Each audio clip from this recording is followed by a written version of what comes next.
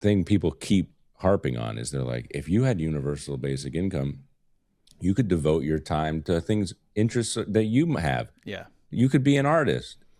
And that's why I'm against it. In the not too distant future, he could have 50,000 robots under his command. Did the existence of Albert Einstein hurt humanity? Yes. And I would say, well, many would say no. Right. I don't like that photo where he has his tongue out. Hey, everyone, how you doing? I'm David Angelo. I'm here with economist Bob Murphy, and this is Econ. We're going to talk today about it's a hot topic. It's UBI,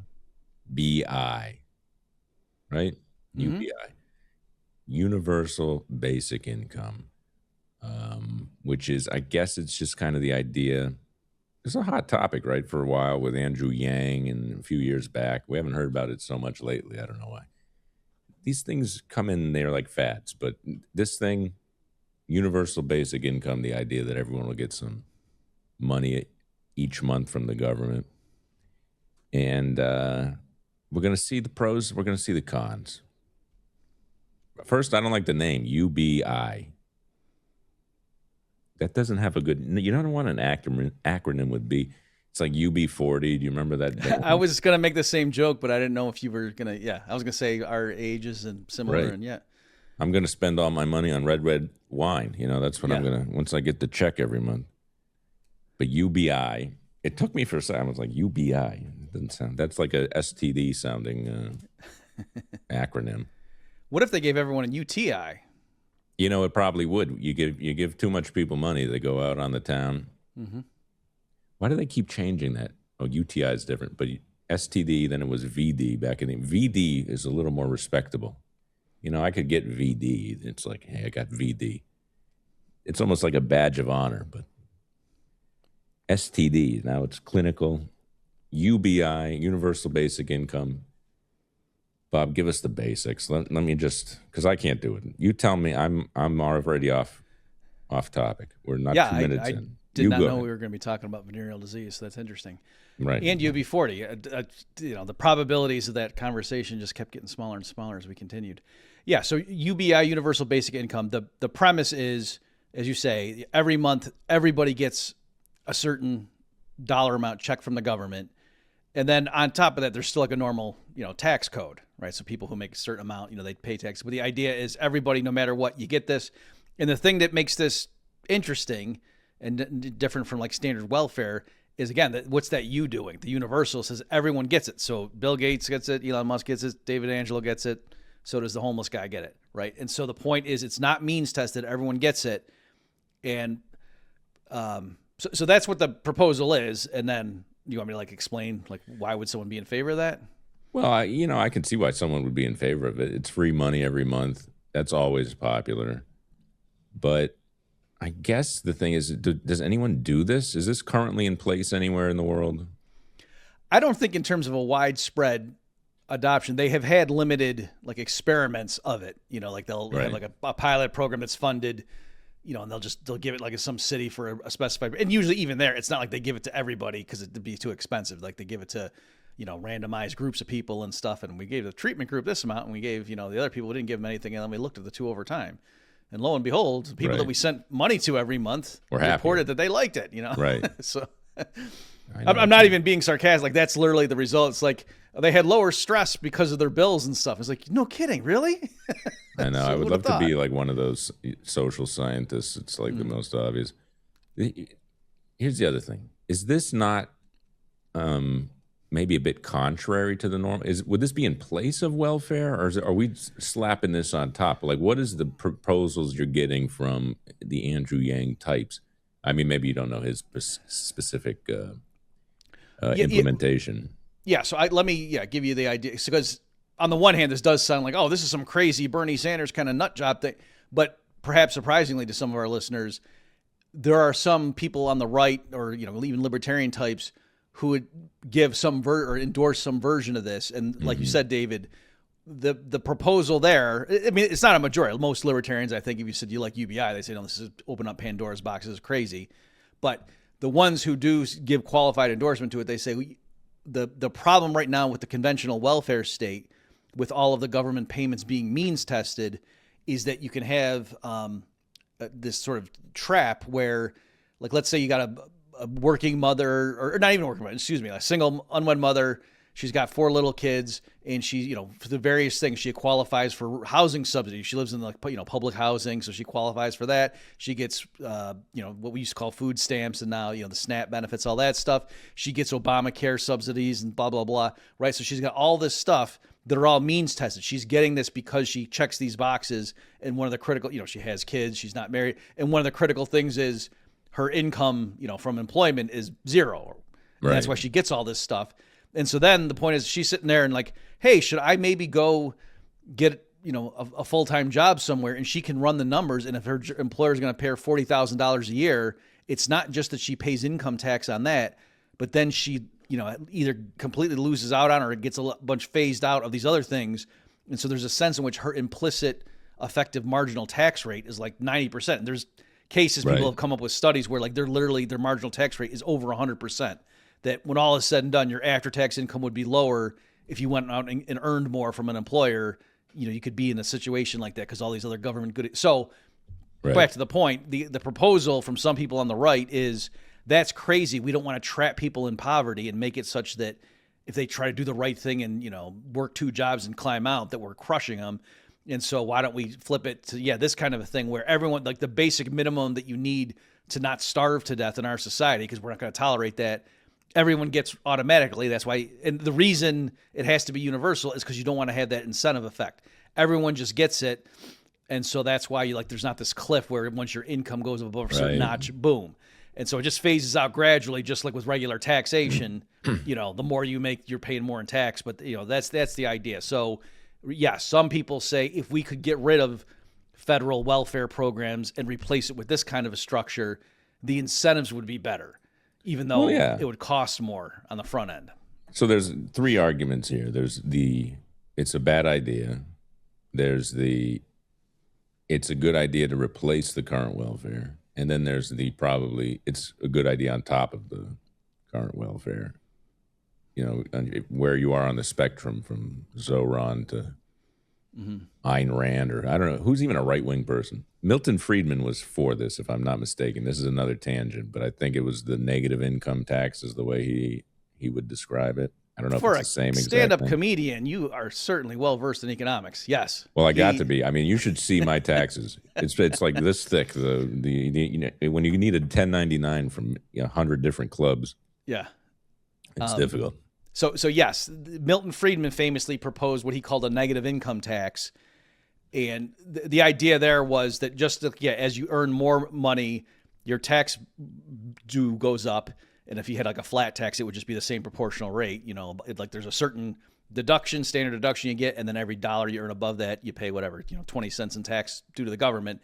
Right. And so Friedman said, conventionally, we just always assume if you earn less than that minimum deduction, it's just, nothing. You know what I mean? Like, in other words, he said, why do we assume that? Why don't we do it make it flip? And so if you earn less than the minimum deduction, then the government sends you money. And it's the same kind of deal. And in his proposal, as I recall, it wasn't necessarily the same exact rate, but the principle was the same.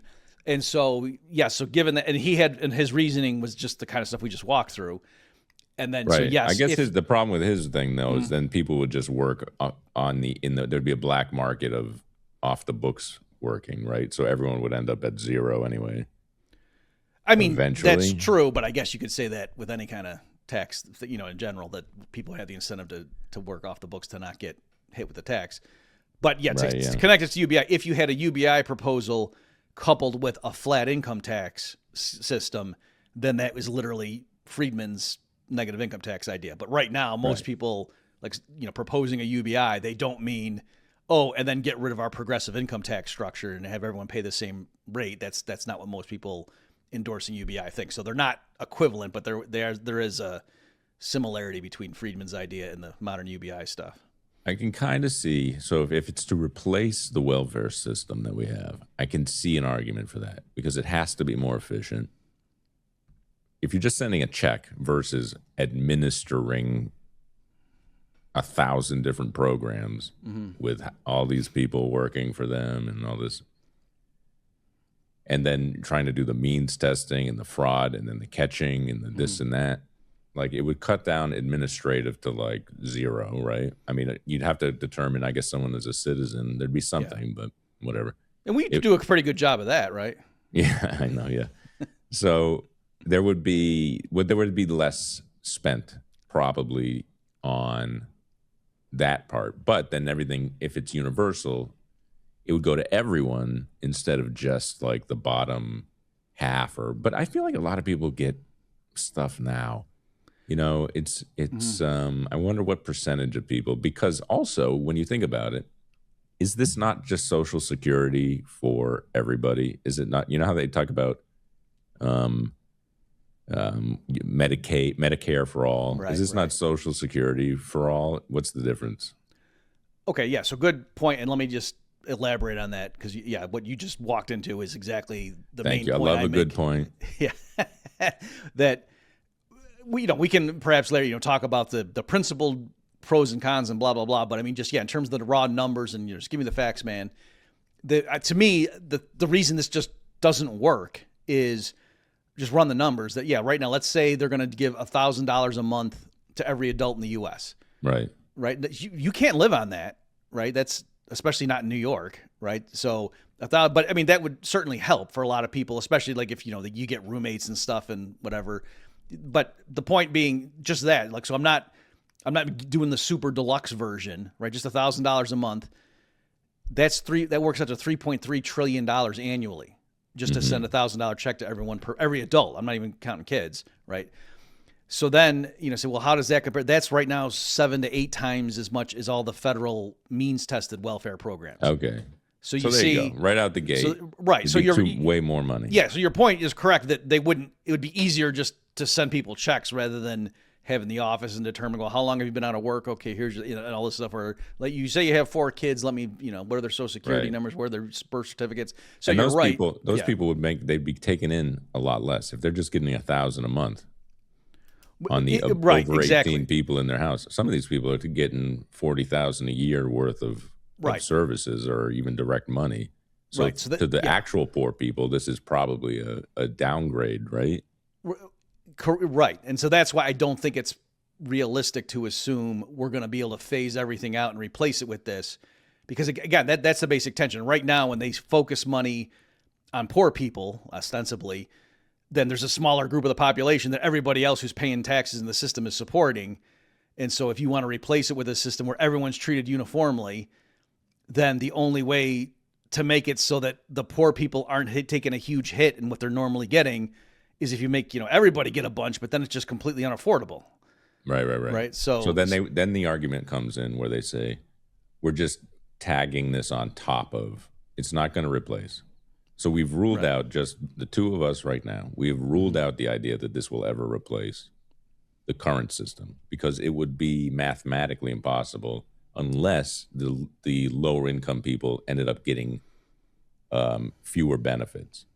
And so it'd be a trade off basically for the benefit of, you'd say to the poor people, you're going to take less, but the middle class needs more. And that would just never happen. So it's untenable that it's going to replace Yeah. the. Now, and in fairness, before we just glibly dismiss it, I think that's the I'm right going to glibly conclusion. dismiss it, but Well, go ahead. okay. If you have a good point.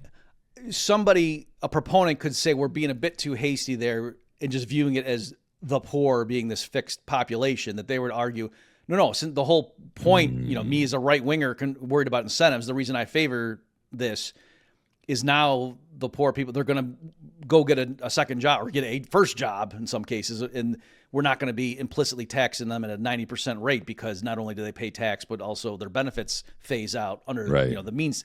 So maybe Okay. there'd be fewer poor people, but still But you would have to, but there's going to be still some is, people in America that get yeah, $1,000 a month and they have 4 kids to feed. Like they're going to say, I need more money.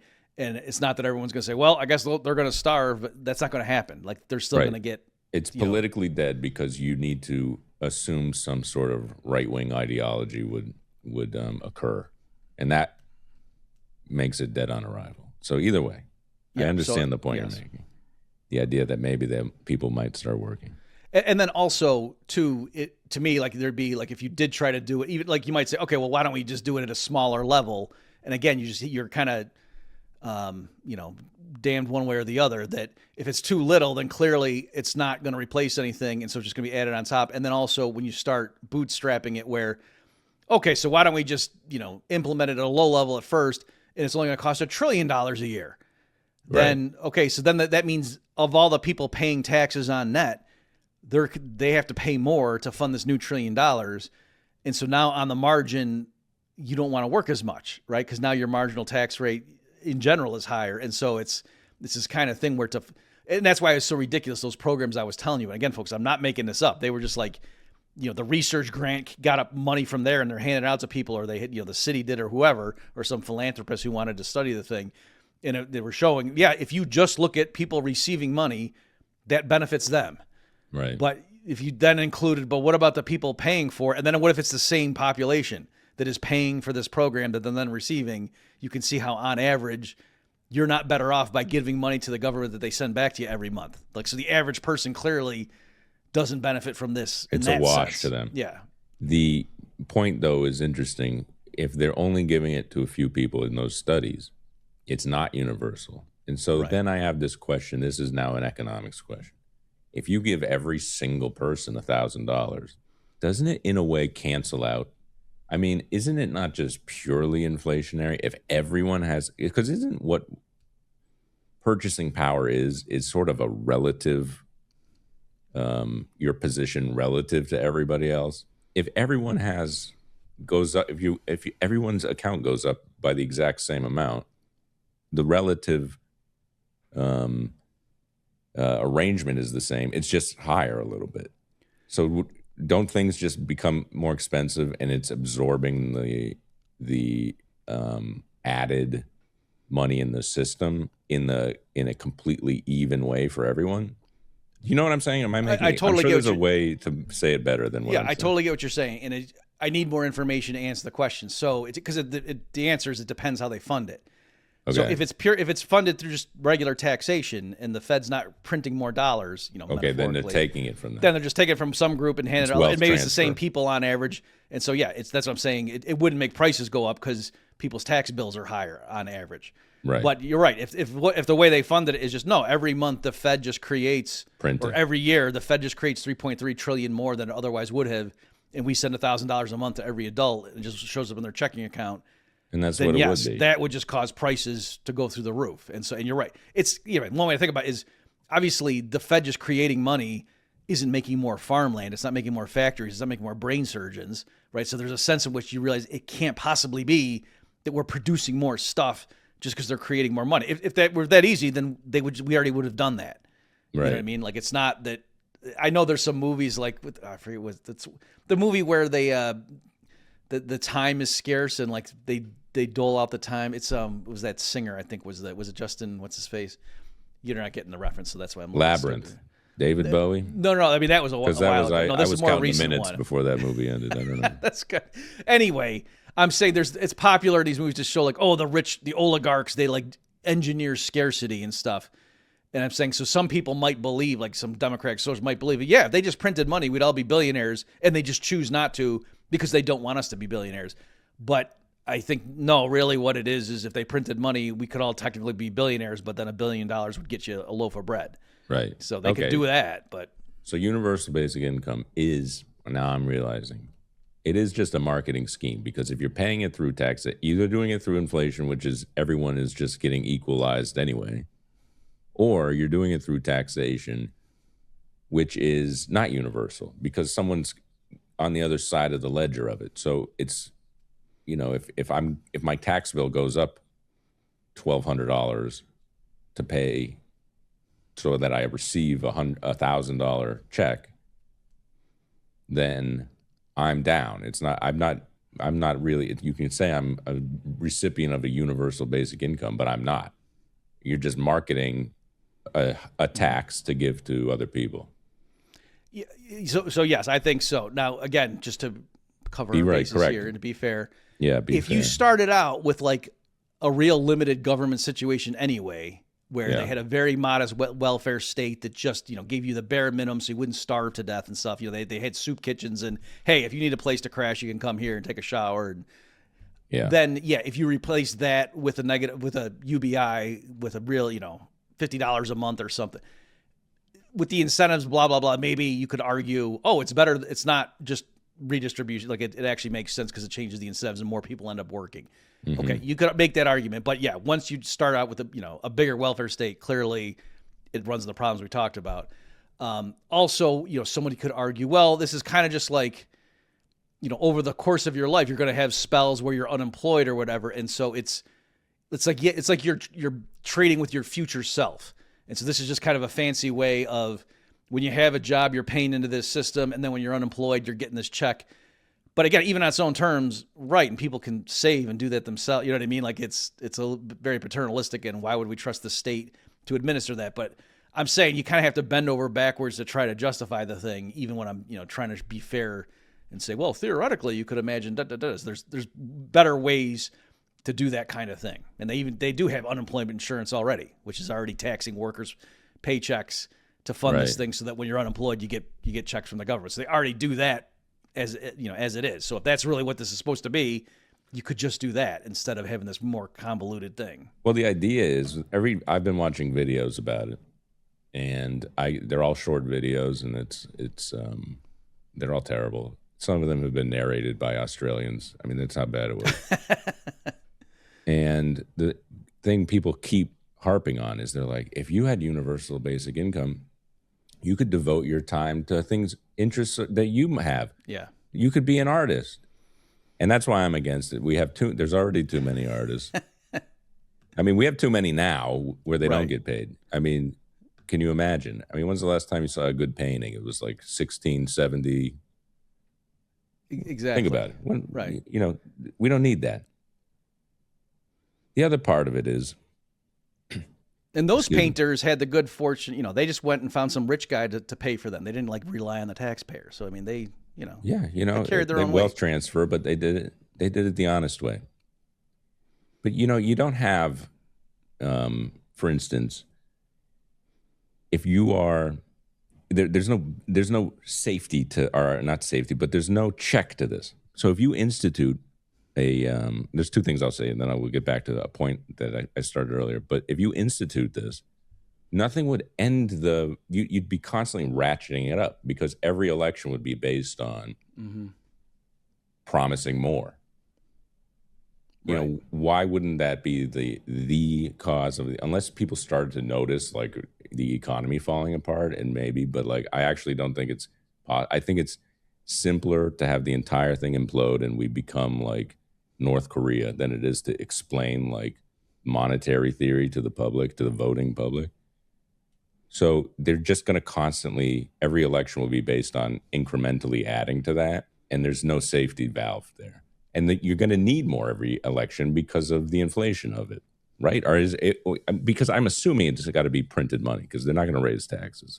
I just don't think they've never do it. Right. I mean, they're already running massive deficits as it, like right now we have unemployment rate is officially like 4% and change, right? It's like tied for the lowest in the last 40 years or something, for a few points, a few different years. So I'm just saying, right now the economy, quote, is booming according to that metric, and yet we're running massive deficits, and it's not like we're in the midst of World War III or something. Some say we're on the cusp of it, but you get my point.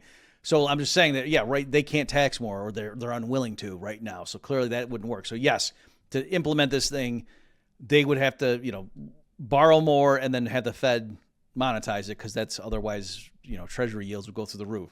So that's what they would have to do. And I think you're right. What's interesting is some people think like, oh no, the universality of this would keep it in check and keep it responsible, because everyone would kind of know. And to me, it's the other way around. Like you're saying that no, if it's a check everyone's getting, it would be irresistible to. In other words, everyone would benefit from it going up. They would think, you know what I mean? And so even people worried about, well, geez, how are we going to pay for this? At least they're getting more up. Just kind of like with the stimulus checks during. Like I really thought that was a terrible idea, not just like in the narrow economic sense, but that it just conditioned everyone to think, oh yeah, everyone getting checks from the government. That's kind of a all right thing, especially when interest rates were low back. And the Fed did monetize and that. nobody has put together then 9% inflation followed through. I mean, I think it was more about those PPP loans and all that other stuff. It was just like pouring money in. People are just like, that was great. It proved that all we need to do is send people checks. Yeah. Like, it was a disaster. Nobody, but Yeah. So like, how there's people who think they deliberately engineered that, released it to do all this social control. I think that's what part happened. of why, I'm not saying they're wrong, but I'm saying my conspiracy theory is, amongst others, that, I think they deliberately did the stimmy checks partly, and even just calling it a cute, it's a stimmy, Right. and give it a street name, that was just to condition people to get rid of the stigma that, no, it's normal for everyone to just get a check from the government. And important to note, this was Donald Trump. Yes. So when he's out there tweeting about communism, this was the Donald Trump era. So the idea of it also, I want to go back to the Social Security at one point, but the idea has gained relevancy because of AI. Yep. Everyone's in a dreadful fright that the machine is going to take their jobs. And now it won't take my job because I don't even know what I do. So they can't program anything that will do this.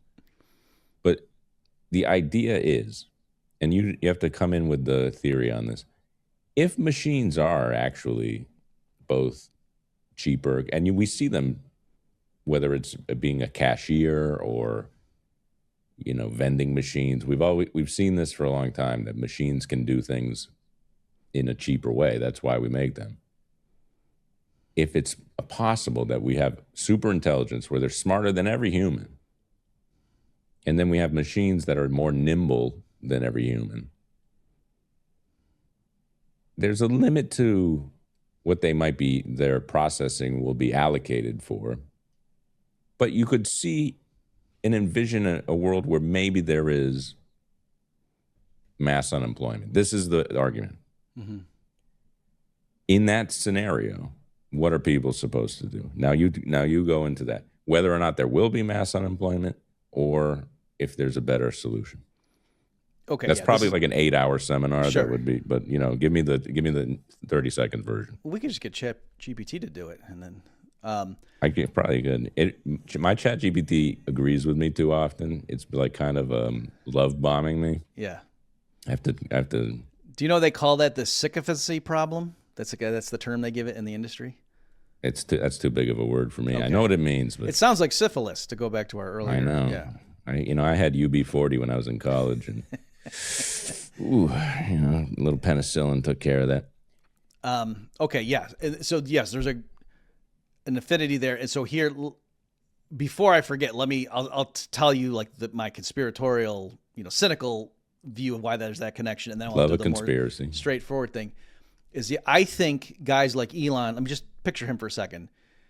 He's was a trillionaire briefly, and then better to have been a trillionaire and lost it than never to have been a trillionaire at all. Right. And I think he's run the numbers, and in the not too distant future, he could have 50,000 robots under his command. They're going to be workers in factories, but they're going to be able, they could pick up a rifle and do stuff if he needed to. So I think pretty soon, he personally will be as defensible physically as like any government official leader of like a second tier country, where like what I mean, private army. He could go have an island and go build air defense, and plus too the stuff in Iran right now is showing it's not that hard to spend. If you have a few $1 billion to spend, you can make it so the U.S. Navy stays out of your face, right? So I'm saying I think Elon's looking ahead and just realizes I just need to not get killed or arrested in the next 10 years, and then I'm pretty much untouchable. Like I'm going to be one of the most powerful humans, right? Space Lord.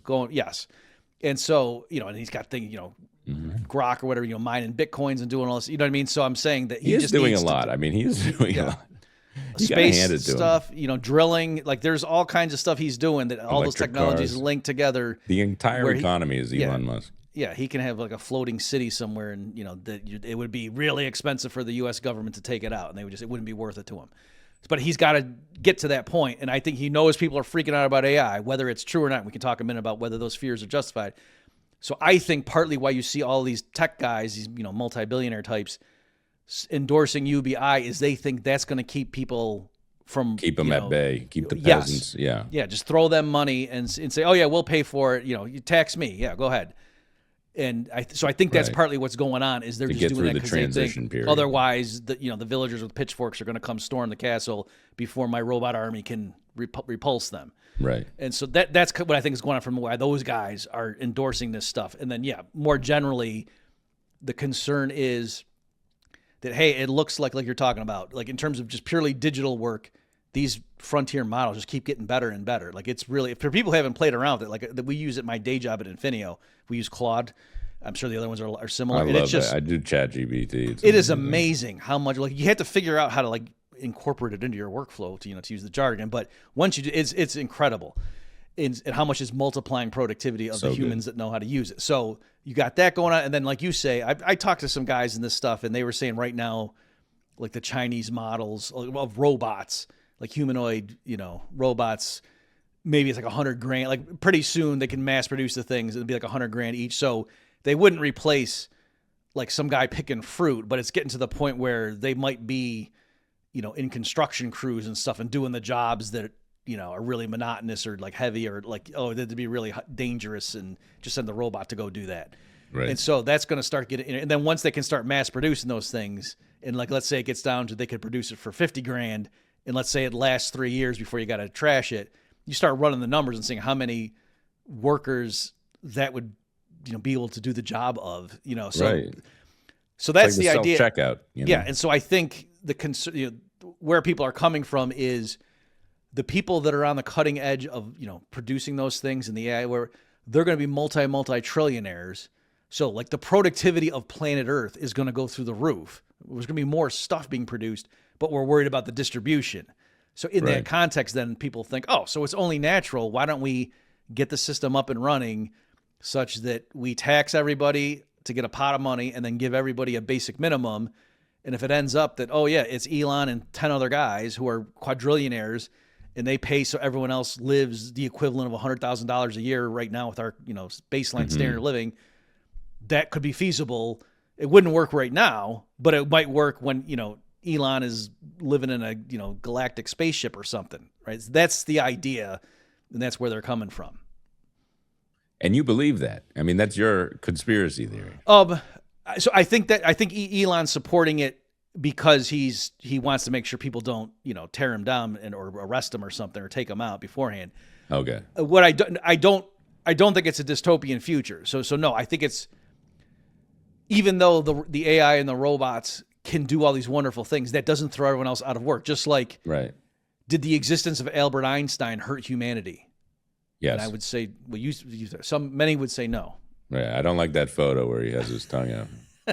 Okay, yeah, he's a little bit too flippant. I'd go back in time and kill him if he was a baby. That's, a lot of people say drown, but you said, would you drown baby Einstein or Albert? And you say, yes. I'd go, I don't like that photo. I think even Immanuel Kant probably would on that one. He'd give but the point being, in general, having more, or right now, like if we said, let's take the top 10% of the most productive people on Earth and get rid of them, would that make the bottom 90% poorer or richer? And I think it would make them worse off, right? And so, like, if we just got rid of all the best heart surgeons right now, what would that do to humanity? And I think when you think of it that way, you realize, oh, taking away the best workers right now hurts everybody else. And so why then adding more workers who are better than us right now, why would that make us worse off? No, that would help us. But or another way of putting it is right now, like you might think, if you didn't know anything, you might say, how could an 18-year-old with no job experience possibly get hired? And it's because they work for a lower wage. You know what I mean? Like, how could he compete with a guy who's, 35 and got, a decade of experience? And that's why no teenager can ever get hired, ever. And that's not true, right? So yeah, but if you have, it's 10 years from now. Mm-hmm. There's nuclear power stations every few miles. Yep. We got robots that cost, in present day dollars, $20,000 to make. Mm-hmm. We have every single one of them is smarter than every human on the planet. What jobs would a human do?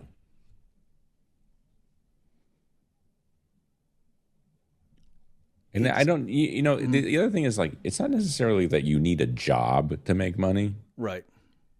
I've proven that, I don't know what I do, but you need to have like some offering. And why would I mean, I guess like if you're like raising children, I don't want a robot. I don't know, maybe I would at some point to raise a child because you're like, well, might as well grow up in the robot world properly adjusted. So maybe you could do something like that. Are we all just going to be, is literally everyone going to be on OnlyFans and the only possible competitive edge we have over a robot is carnal? I mean, Well, what else could we I mean, possibly if you have? want me to answer that specific, it wouldn't be OnlyFans. It would be in-person prostitution, right? Because OnlyFans, they could simulate that, and they would. Oh, that's true. Yeah, it would in have person. to be the real thing, and then you. We'll all be on 42nd Street. Right. Some people can tell the difference. Like, oh, this is natural. Like, this is the real. Like, that's actually flesh and blood. This is, right. This isn't just silicon, not silicone. Yeah. This guy's too ugly. He must be real. Yeah. Why would anyone simulate this? This wouldn't be a factory model. So yeah, I mean, just to go down that particular path, but in general, I get what you're saying. And so on the one hand, I want to be coy and be like, well, geez, if, the people run the Soviet Union said to me, we're going to privatize everything. Tell me where all the grocery stores will be in your capitalist system. I would say, I don't know. You got to let the market answer that. I just know it's going to be better than having central planning. But to be less evasive about it, again, just like think right now, like some 20-year-old kid, you might say, well, how could he possibly get hired on a construction crew? Because there's guys with way more experience. And so they're clearly going to get all the construction jobs. And why some kid, and the answer is because he gets paid less. And so how likewise, how are you going to undercut a robot that's $20,000 of purchase and then is powered by splitting uranium? I mean, I guess there's a cost to nuclear power, but they're going to figure it out. That's the thing. They're smart. Like, we're just like, oh, we hook up a generator to a waterfall or something. The robots are going to be like, no, well, you just have to do this and you get cold fusion. Right, but you're thinking of the wrong way around. It's the issue is not that the cost of producing the robot, it can be real low. Yeah. But the point is the productivity of the robot, it can do all this stuff, right? But like by assumption in your example, this thing can do everything. And so the potential uses of it, people will bid on it to say, no, the robot. So at any given time, even if there's 10 trillion of them, there's only going to be a finite number of robots doing stuff. And so the point is the humans who are sitting around saying, well, what can we do? There will be things for them to do. And the reason someone would hire them is the human would do it for less. And you could say, oh, but so they're getting paid. No, because everything is super cheap, right? So the robots are cheap, but then a mansion is $2.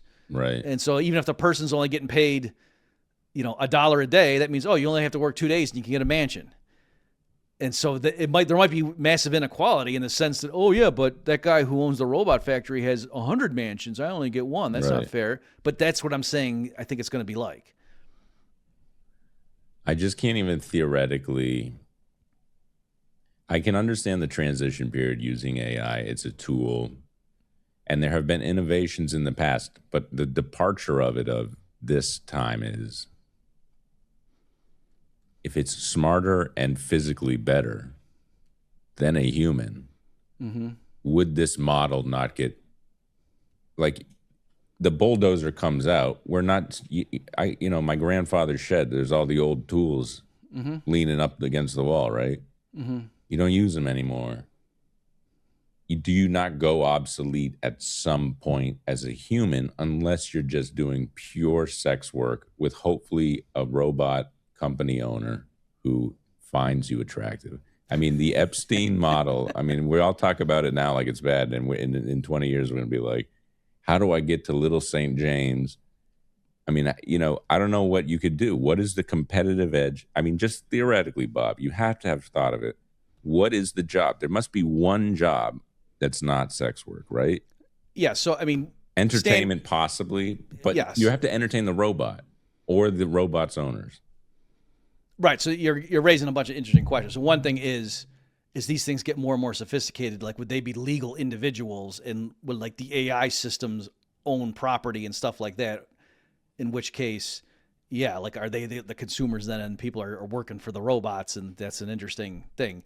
But again, I just want to go back, like, you're you're watching the Superman movies, and did it ever occur to you that, wow, that's really, he's probably putting a lot of people out of work, and probably humanity's poorer because there's this individual with these amazing abilities. Like, he's stronger than everybody. He's smarter than everybody.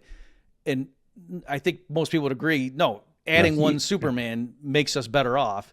And so you just keep he was an idiot, doing that. and he had a day job. He didn't even put himself out of work. But he was only one guy. He typed really fast. Do you know how many copy editors he probably put out of business? I mean, yeah, but you know, if you had unlimited Supermans, at some point you're going to be looking around like, you know, if you're little Jimmy with the camera, you're like, Superman 825 has definitely got better photos than I did. Yes. You know? Okay. So, I guess another way of trying to get the point across is Yeah. the more these things amplified, like in my day job right now, right? And I was talking about how Claude, you know, I use it. It has multiplied my productivity tremendously. There are a bunch of economics journal articles that I know I'm going to write with this thing being able to like just help me cover, you know, to think through models and come up with counterexam, blah, blah, blah. It's stuff that it was more just like, yeah, if I had 40 hours that I could just devote to this, I could do it, but I just don't have the time. Whereas this thing, so I'm saying it's making me more productive. Yes. I'm saying that is still going to be there, so that it's, I think people are thinking of it as like, oh, we're where we are right now, and then these newcomers show up and they're so much better than us, but their existence also amplifies what we can do. So when you're trying to say, what would we be able to do? There's all kinds of stuff, you know, that you could do. So I think in general, the way it's going to work in the near term is that, like right now, like the top 50% of the humans in every major industry are going to stick around, you know, be around in 5 years, and they will be aided by these AIs. And so they'll be like 5 times as productive as they are. So you see how, like, in general, output's going to more than double, but the bottom 50%, you're right, will have to go do something else. And then, and what are they going to do? Again, I can't tell you specifically. A lot of things people have said in this area, it's not just sex work, but like, you know, healthcare, that a lot of people they probably want, if they're going to get brain surgery and they're going to be under, they probably want the AI if it's shown that no, it's better than everybody. But in terms of like nurses coming in and changing your bedpan, how are you doing today? I saw your kids. I definitely want a robot to change my bedpan. I mean, how embarrassing is that? Give me the robot, please. C-3PO. Yes. Okay. You want to, I mean, good God. That's like my biggest problem with the doctor. I'm like, I want R2D2 to give me the sponge bath. I don't want some person. I mean, that's the most awkward. I mean, I know that's just an example you're throwing up, but like, I can't really think of a good one other than sex work. And it all kind of devolves into that. But sex work would definitely be the highest paid. That is for sure the highest delta in what humans can offer. Yeah, and so there is that, like I'm saying, where there's direct interaction, you know, personal trainers and stuff like that. People have said people might want a human touch in that. That's true. So, and also just another example in case people, you know, think that I'm grasping at straws here. Like, one might have supposed once computer chess engines got better than the best grandmaster, that humans would stop being interested in chess, but that's not true. People are more interested now in chess than they were 10 years ago. More people are playing it and whatever, you know what I mean? It's a cooler thing for young kids to get into, and they go to chess camp. And we still think, you know, Magnus and whoever, like the best chess players alive, humans, we still think are cool, even though there's a sense with computer, my phone could crush him. Like, this is, why do we even care anymore? So there is something there in terms of, like, you know, what would people still or mathematicians worrying about, oh, now we're going to be, and no, I think it's the other way around, that now more people are going to be able to get into math more deeply than they otherwise would have, because they have AI. Why would you do math? Why would you do math? Why would you need it? If you have the ability to call up any answer to any math problem, think about it. Like, you can just Google anything. Why would you need to learn anything about math? It's almost wasted effort, right? Well, because it's an analytical answer. It's not like it's not like I could learn the piano, and that's like me doing a thing, and that's interesting, and you put your effort into that. Learning the actual, like, math equation stuff when I can get the answer without it. It's like, why would I learn a slide rule? Why would I learn? You know, at some point you'd say, I know math. I mean, the reason I learn it because I'd like to add up. I to calculate what I think, kind of how much money people have. I'm constantly doing it for that reason. It's like, okay, the Lexus is 70 grand. It's got this, I think they have a summer home upstate. So I add up that way, but I don't know why anyone would learn especially higher level, put the effort into what they can get the answers from a machine instantly. I don't know if this is going to show on my screens. See, the AI is still not going to take over. I can't. If it's pornography, and we can't. No, it's being blocked by the AI. It's Gödel's theorem. Is that coming through? So I just happen to be reading that right now because that's something that like people at cocktail parties drop that, and I always knew they were bluffing. I'm not. And so I like to learn that stuff. But I'm just saying there are plenty of people who study math just to teach it to other people. For fun. Like they just, it's intrinsically gorgeous to them. Just like, even though a lot of the mathematicians might say, yeah, I'm never going to prove an important theorem, even before AI, just the average one. Or just like, why do people go and study philosophy? And, the joke is like, what's the function of a philosopher is to create more philosophers or something like that. So it's, I think you could say that about a lot of stuff. And I'm saying with AI, far from rendering these fields obsolete, I think it's the other way around, that now more people can get into it because the AI can give tutorials and YouTube videos and stuff that's all AI generated to explain difficult stuff. So kids are like, oh yeah, I'm bad at math, and to show, well, no, what if you think of it this way? So in any event, and we still need humans, but they'll never to help have the relate job. it to other humans. Only as entertainment. Or it's not going to be practical. Because if the computer's doing it better, then why would anyone hire a human? Because some people might find it easier to listen to a human explain it to them. But that's to learn it. That's in an entertainment value scenario. The same as chess might be recreational. Right. Even at the World Chess Championships or whatever they call it, you could argue that that's just entertainment at this point. It's not. Yeah. I mean, sports is like show business, basically. Oh, totally. Yeah. I mean, I could see, I'm with you on the interim period. Mm-hmm. The point where I'm a little bit of a departure is if it's 50 years, let's say it's 100 years from now. Let's just go way out. And it's hard to predict, because when everyone was doing farming, no one could predict that there would be podcasters, right?